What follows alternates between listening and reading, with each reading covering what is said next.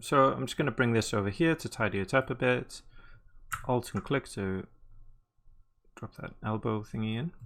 And then we need to unpack this actually. So abd unpack, put that here, which is great. And then we're going to build some constraints. So abd constraints from rules down here. And this will go into the left geometry port and we'll generate some proxy geometry. Again, it's just the same, but you know, why not? And so we're going to be building the constraints between the window, the glass element, and the car itself. So group to group, and we're going to use the name attribute. That name is bendy, and then here at name is glass. So hopefully that works. There we go. So we get some constraints between the two there. So you know, to obviously hold the glass in the car. Let's do a couple more because I need these constraints to be quite strong. And we'll just call these connectors. We'll just leave them as connectors, as you know, in this simulation that's all we've got. We don't have any other connectors. They're the only extra constraints that we need to build. Okay, so now we can start adding some constraint properties. So abd constraint properties. Okay, let's drop that in, and we can start with this. I didn't actually give it a name. Maybe I should have done that. But so for this window on the side, the groups. So you can see we've got bits. Can we use that? I don't think that will work actually. Let's see. No, you can see the bits are going everywhere. What I'll do is I'll do not windscreen and not the connectors as well. And hopefully that should, yeah, you can see if I just drop a no so we can actually see and just giving that a quick color, right? So I just want these constraints on the inside of this window on the side here, right? Because they're going to behave differently to the windscreen, obviously.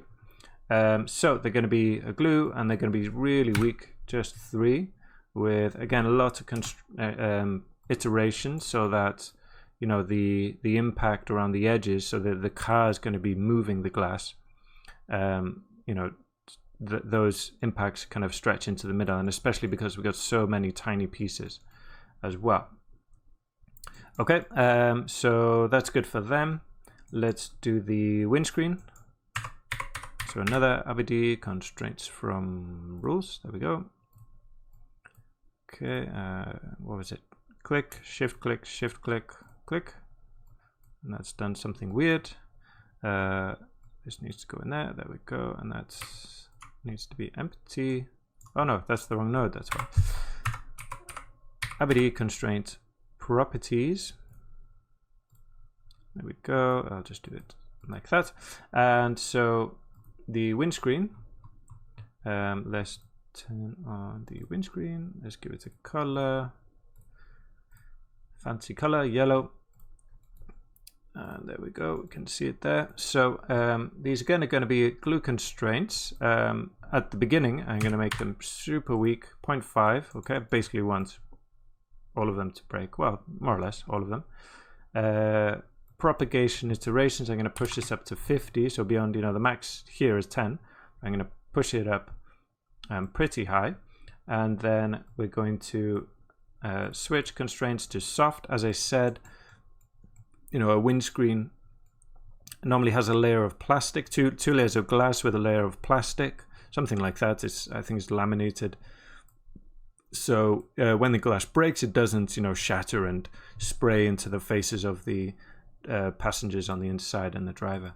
So it's going to turn into soft constraints after, and I need them to be really stiff. Push this up to 50. I'm going to override some angular stiffness as well, so they can bend a bit more. Okay, and I do want plasticity on this one. Okay, so we'll turn on the plasticity, leave this 0.1 is okay. The rate, you know, again, quite fast. Do that to 10. And I want angular, definitely want these, you know, to hold their then you bent the angle, you know, when they change their angle, I want it to hold that. So again, I'll set this to 1. So this is the threshold at 1, I believe it's degrees. Does it tell us here?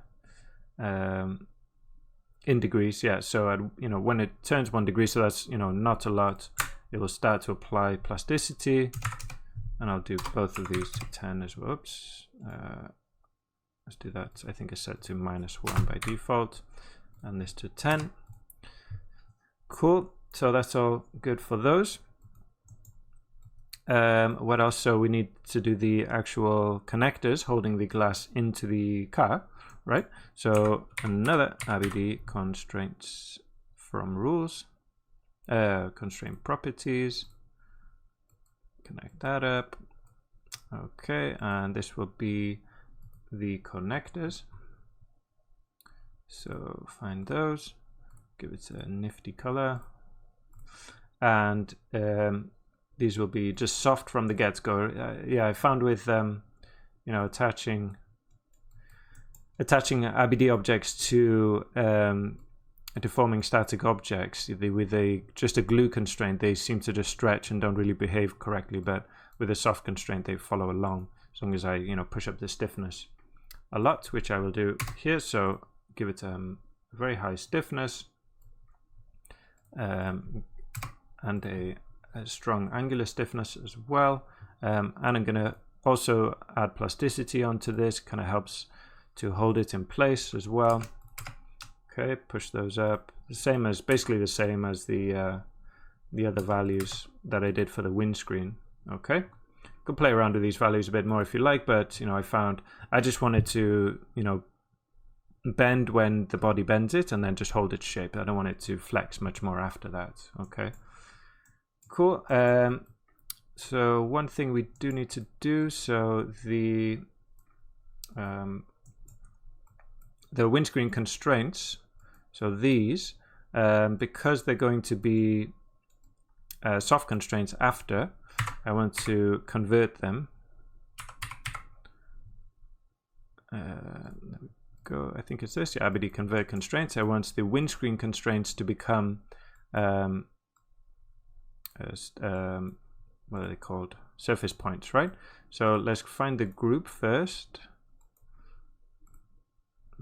What are they? Windscreen, and I want them to be surface points.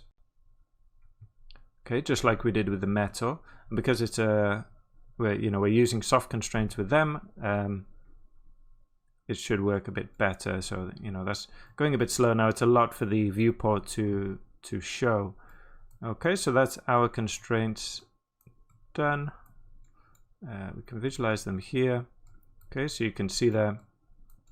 These have been pushed down to just the constraint between the surface of the two objects, and you can see the difference between the two, right? So this thing is just going to shatter into, you know, a load of little pieces and not hold together. Maybe a couple of chunks around the edge hopefully will stay together, whereas these are going to completely stay together. Maybe one or two pieces will come loose.